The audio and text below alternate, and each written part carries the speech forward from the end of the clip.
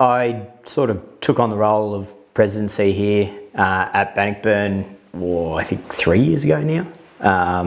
The course had just had a probably 6 years before I started.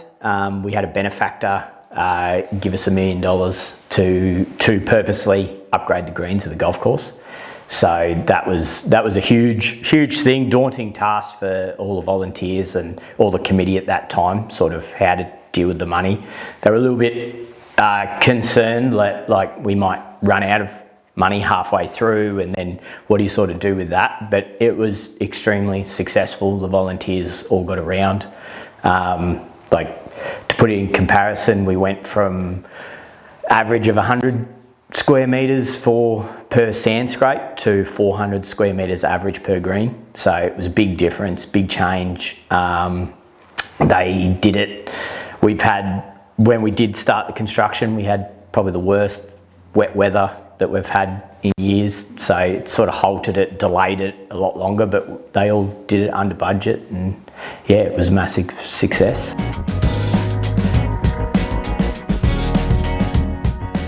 After that, we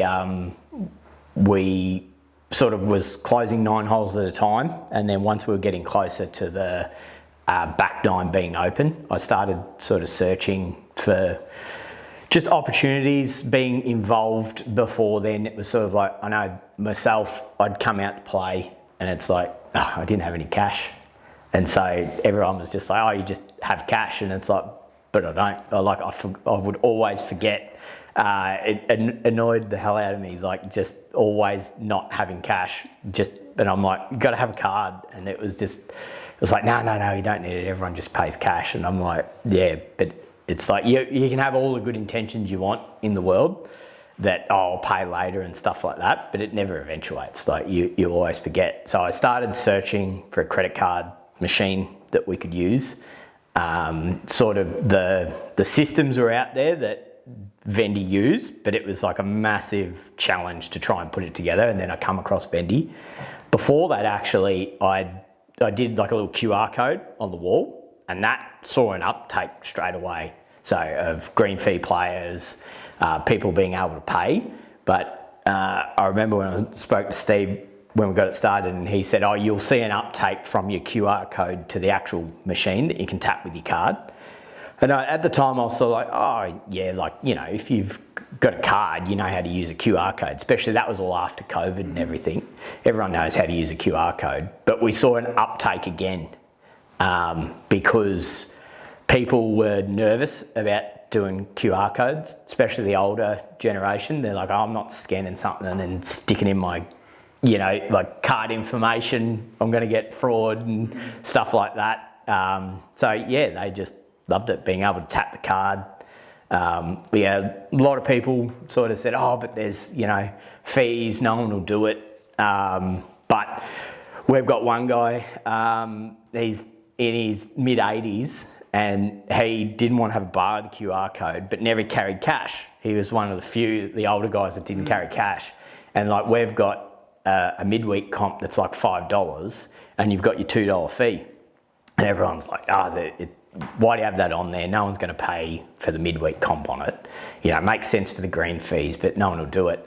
But we get heaps of people that use it because it's just simple. They just want to tap their card. They want it to be simple. They want to just tap the card, go, and yeah. So that sort of started the process with Vendi from there.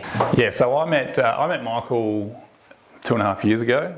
Michael had just become the president not long before that of Bannockburn, and I thought it was pretty refreshing because he was a young guy, and we don't see that too often in the golf industry. But he approached me. We're looking for some solutions to some problems they had in regards to creating revenue and capturing revenue. So that's what we specialise in, and it's been great to see, you know, Bannockburn go from the sand greens that I knew when I was a young fella around here to the grass greens they've got now. It's been a great thing for them to do, and you know, that's been reflected in how many more golfers they're getting. So when they've got a bit more demand, and they identified that they had a bit more demand, and they needed some some products and some services to help them really supercharge their revenue capture, and which is what we've been able to help them with. So the Tap and Go Vendi Pay terminal has been a huge success out here. So it gives people the opportunity just to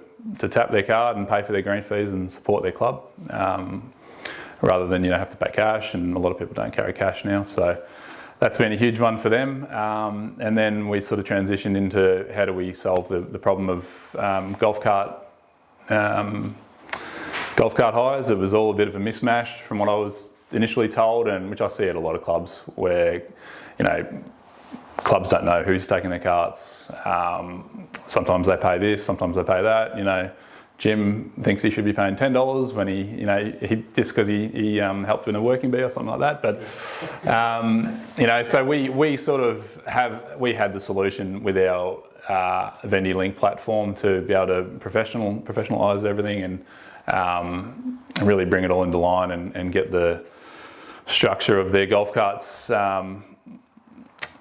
back in line, I guess, and have that side of the business make a good amount of money for them as well. So, which has been really pleasing to see them, transition into a larger fleet. They've got 6 carts now, and be able to offer that sort of product to their customers has just been really pleasing for us to be able to be a part of. So, and our system obviously helps them to not have to be as hands-on. We take care of the online bookings and the payments and the support. So people can just come here, scan the QR code, create an account, pay for their cart, and away they go. So they don't need to talk to anyone. The club doesn't need to talk to them. So that's where we sort of fill that gap, and that's been a big success out here. So.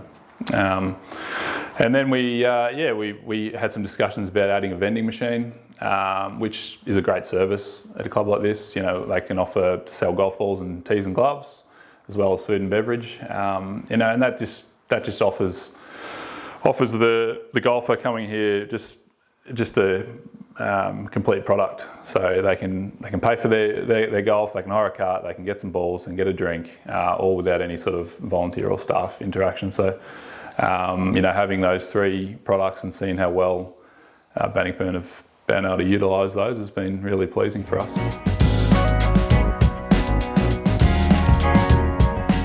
So after sort of implementing the credit card machine on the wall, that made a huge uptake on our green fees. We needed to sort of implement that, going from the greens to, sand scrapes to greens, getting a superintendent where previously the whole course was entirely volunteer. So we needed to sort of increase that revenue gauge but still being a country course. So we didn't have anyone permanently in the clubhouse. Saturdays we'd have volunteers in the bar here and there, but it was never sort of a constant. And then I could really see that we were getting green fees on Sundays, weekends, and then just really opening that up from there. We started to really search for other options that were out there, out in the that we could increase that revenue without sort of having to employ someone, man someone in the clubhouse all the time. And so, yeah, it worked really well. So we slowly implemented bits and pieces as it went. So we went from the credit card machine. I can't remember whether we did the vending machine or whether we did the carts first, but we did sort of the vending machine and the golf carts at a similar time.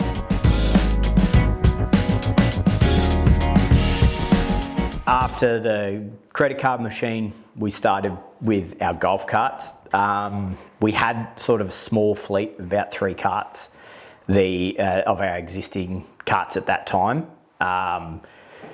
We sort of didn't really have any way of tracking who was hiring them. They seemed to be constantly out, but no sort of money was coming in for them. So, it was supposed to be like the members sort of knew a lock code, but then the members would share it with some visitor, and then they'd share it with all those mates, and it was like, I don't know that guy, but he's driving around in our cart and there's no money in the thing.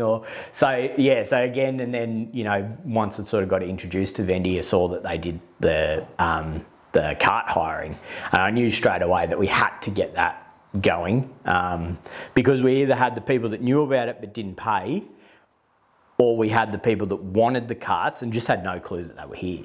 No, they just assumed that we just didn't have carts. That was what ended up happening. And it's a huge demographic of people now that they only play golf if they've got a cart. So, yeah, you're increasing those both elements to it of getting people out here because they know they can get a cart, they know they can pay.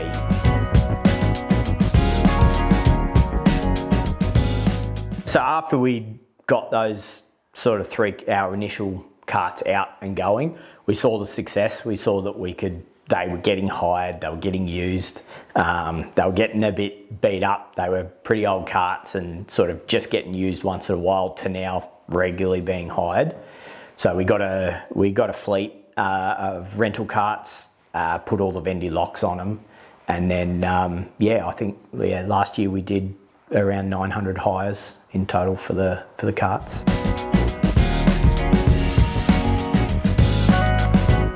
Well, I think the benefit with the vending machine is a lot of the clientele that come and play golf at courses like this, they're not playing all the time. They're sort of social golfers, so they might turn up with their mate and they might not have any balls. So just having that convenience of there being second-hand balls and new balls in the vending machine, and just be able to tap their card and get some balls is just it's just a big benefit.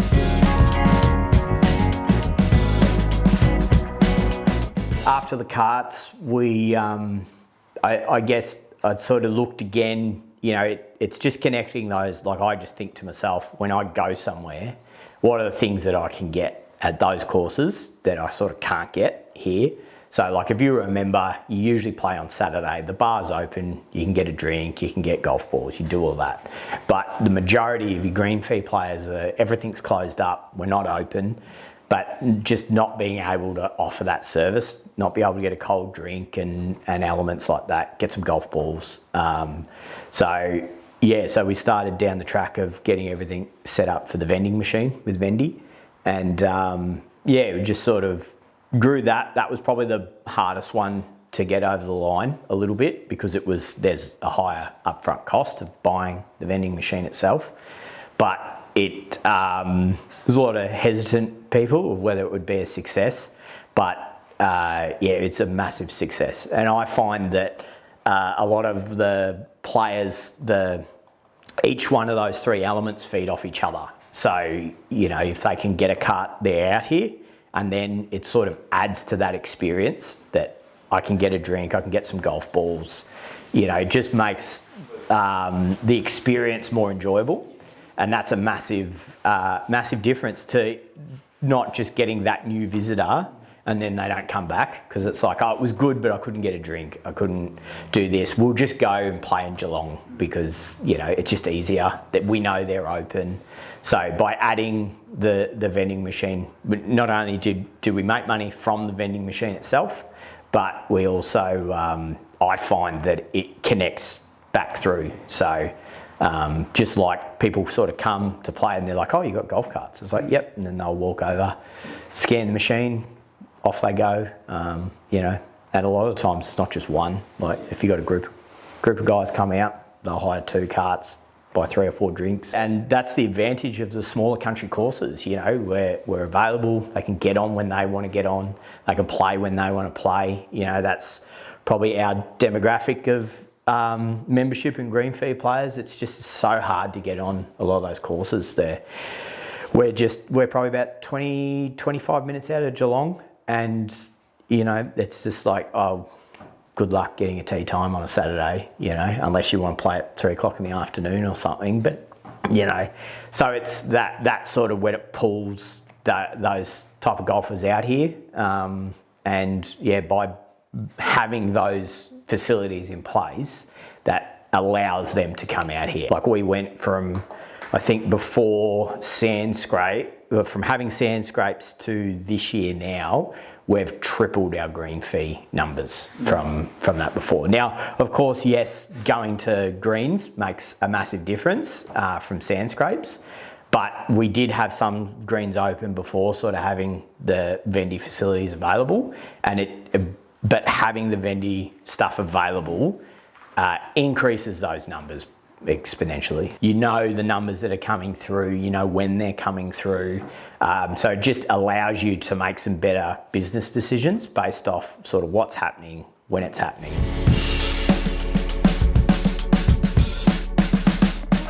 I think what the smart clubs are realising is what golf is as a product. So golf as a product for a lot of the demographic that we represent is paying easily, digitally, getting a golf cart and having facilities to be able to get equipment. So, that's the whole product. It's not just turning up with all your gear and bringing your own food and drink and just playing.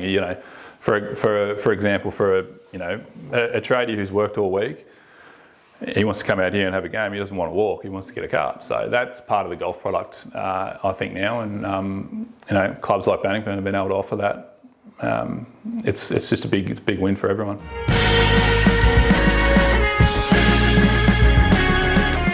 Like the other element of what makes Vendi so good is, particularly for clubs that don't have a permanent staff, is the ease of everything being taken care of. Yeah. So yes, there's, people look at it and go, oh, but they take fees and stuff like that.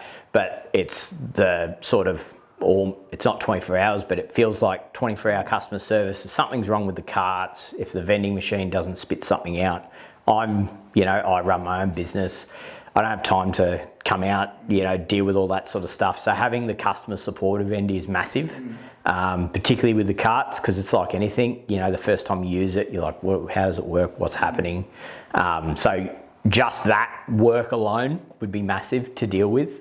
So having that on Vendi makes a big difference. So whereas if something's not working with the carts, the person can just pick up the phone, it's dealt with, they'll find out solution, something's wrong with one of the carts, they let us know, we'll go and get that all sorted. But the majority of the problems are all dealt with outside of us having to deal with them. Yeah. So because I find that a lot, there'll be systems out there, but you've got to deal with them. Which if you've got to deal with all that, you might as well just run the operation yourself.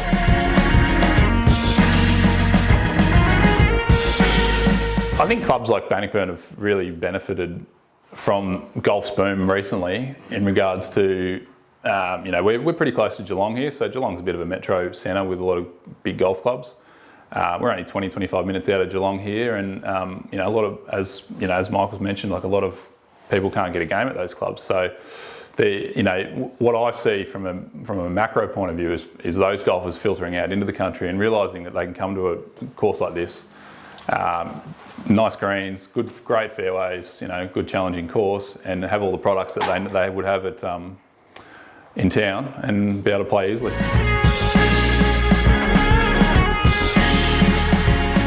A lot of the clubs that I work with that have success have identified that you've got two sort of sections within your club. You've got a membership base who require certain services and require certain things, and you've got a huge amount of golfers who aren't members, who are the social golfers, which are underrepresented, and which a lot of the people running the clubs don't give. They don't see that side of their people using their course. So that's where we really come in and shine, and are able to give clubs the data to say this is how many people are using your course when you're not there on a Sunday afternoon, and really be able to capture that revenue for the clubs. So it's a big part of golf that no one sort of talks to, but the clubs that are doing really well have identified that they need to provide for these people, and they're the future members as well of your course. So if you can, we offer clubs data to say, maybe this person might hire a cart quite a lot and he's not a member, maybe give them a call. So that's the sort of data. I mean, that's not in our best interest, but that's something that we can do, and the smarter clubs can recognise that. So just having the information is important these days.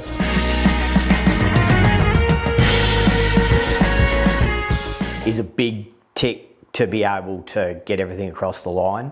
But as well as, if you're you think, we're a small country club, we sort of don't need that, but you need that data element as well. I think that's super important to know how many people are coming through. We've got sponsorship deals for businesses now and stuff like that, being able to tell them, look, we get 50 to 60,000 players come through every year, whereas before, well, how many people are going to see my sign? Oh, I don't know, So being able to track things, as good as it is, people just sort of like, just stick the cash in the drawer and go. It's just that creates that element. You can see when your prime times are. Even if you're a club that's sort of in that transition stage, you're not big enough to sort of hire someone, but you want to see where it goes. I think that's where Vendi comes in, because you don't need to make the leap. You don't need to take the risk of employing people and see how it goes. Get them involved, get it operating, because then you've got business data to go off. You can make business decisions because you know that it's going to be a success. You know how many people are coming through, when the people are coming through, and so I think that for me, being able to judge, we've even can see our seasonal trends now. So when are the people coming out? When are people not? So that makes a massive difference as well. You can sort of cater to them, like for even the ground stuff. When is the course look the best? Because before, when it's volunteer stuff, you're very limited in when you can get the course ready. So it's like, people just pick a volunteer day, and it's like, well, that's when the course looks best.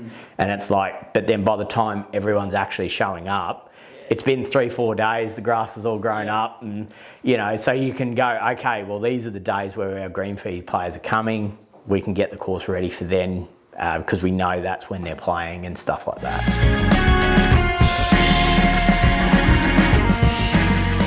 Yeah, I think one of the things that we pride ourselves on is our customer service. From an operational point of view. So not just having the clubs use our products, actually having the clubs benefit from having us managing their carts and looking after the services that we provide.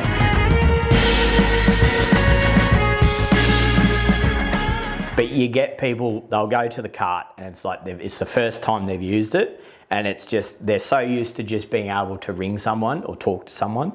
So they're just like, oh, I can't open it, what do I do?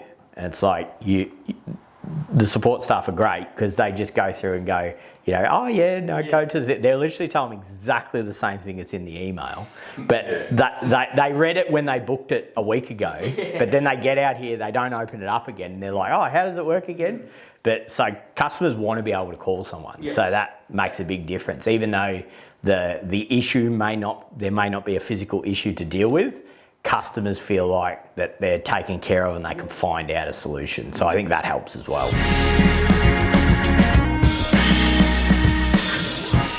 The thing that makes me happiest coming to these clubs that we are part of is seeing so many cars in the car park on a Saturday or on a Tuesday when I come out here maybe to deliver some things, and then there's 20 cars in the car park. So that to me shows the club's moving forward and progressing. So that's sort of what keeps me motivated.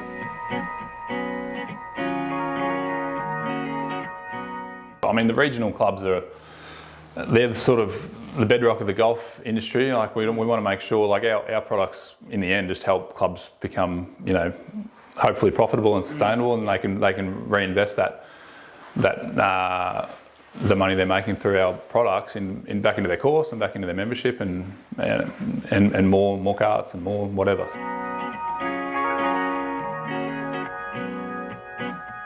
I can say for sure that I would definitely recommend it to every club. If you do not have a full-time staff in your clubhouse, you need to be with Vendi, because it's you are missing out. No matter what you think, because you get that mindset. It's like, oh, we don't have many people, or we don't have this, and we're not that club. But you are, because you're that club to that area. So yes, you may not be like the better club in town or that people drive to, but you're still a club that people want to come to.